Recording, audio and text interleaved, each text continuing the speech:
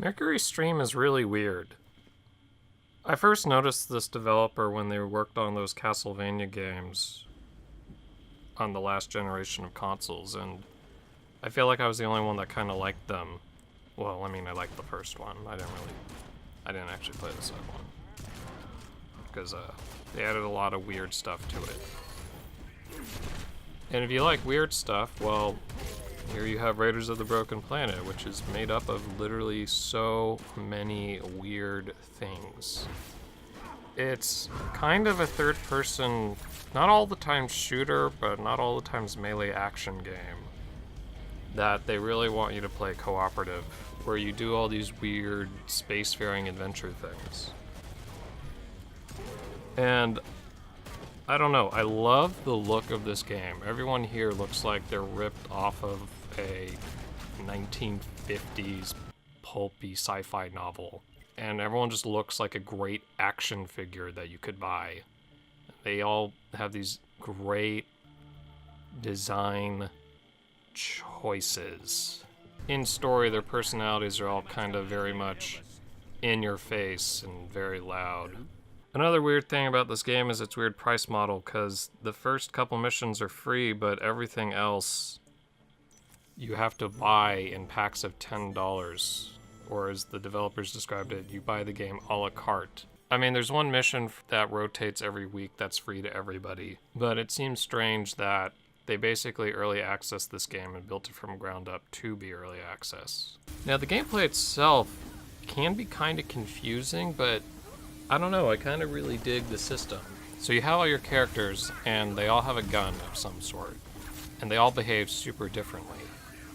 And when you run out of ammo, you have to use melee attacks on enemies to gain ammo back, kind of like in Doom.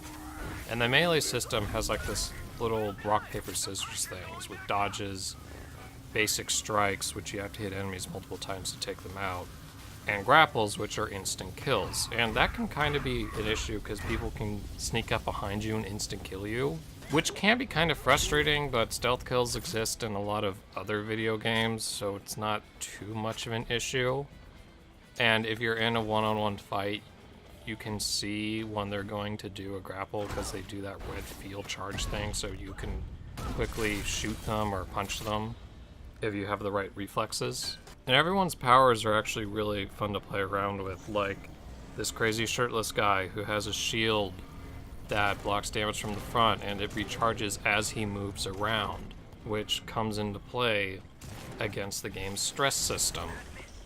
See, as your character moves around and does things, their stress level increases, and at a certain stress level, your character like glows and becomes visible to your enemies through walls. Now, when you're playing by yourself, this essentially makes the game have like a custom difficulty. If you don't want enemies to find you, stay behind cover and don't move that often. Or if you think you're very good, you can just run around, do whatever you want, blow things up, and just deal with the fact that all these guys will be shooting at you. And certain missions will have different variations on your character's stress levels, unless this girl is bugged and is always at maximum stress, which makes sense because she's always pissed off. Now, the cutscenes are kind of cool to look at, but they mostly are just the characters standing around talking, and by talking I mean arguing about a mission or something. But the director, whoever directed these, needs to like maybe take a chill pill or a sedative, because oh my god, these are over-directed to all hell. Like, cut off the camera guy from the coffee. There's so much movement, and so much of it feels super unnecessary, and it's like 11 all the time. I mean, enough with all these zooms. You can have a shot be still. You can have a shot last for more than a couple seconds. It makes the game feel extremely high stress when it, again, really is just them standing around and talking to each other and having amusing accents. But I don't know, it's one of those games where it's so weird that I kind of just love it.